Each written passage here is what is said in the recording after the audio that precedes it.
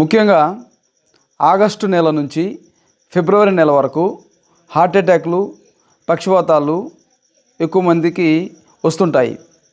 దీనికి కారణం ఏంటంటే, ఈ చలికాలం స్టార్ట్ అయిన తర్వాత నుంచి శరీరంలోని రక్త ప్రసరణ సరిగా జరగదు. ఎందుకంటే రక్తము చిక్కగా అయిపోతుంది. ఈ చిక్కగా అయిపోయినందువలన షుగర్ ఉన్నటువంటి వాళ్ళు, బీపీ ఉన్నటువంటి వాళ్ళు, వీళ్ళందరికీ కూడా రక్త ప్రసరణ తగ్గిపోయి రక్తంలో పూడికలు అంటే క్లాట్స్ ఏర్పడి దాని ద్వారా హార్ట్ అటాక్లు వస్తాయి, పక్షవాతం వస్తుంది. కాబట్టి వీటి నుంచి బయటపడాలంటే అర్జున చూర్ణాన్ని ప్రతిరోజు కషాయం రూపంలో తీసుకోవాలి. అదేవిధంగా ఉదయము 8 గంటల వరకు, అంటే తెల్లారుజామున 5 గంటల నుంచి 8 గంటల లోపల వేడి నీళ్ళు తీసుకోవాలి. రాత్రి 6 గంటల నుంచి పడుకునే వరకు కూడా వేడి నీళ్ళు తీసుకుంటే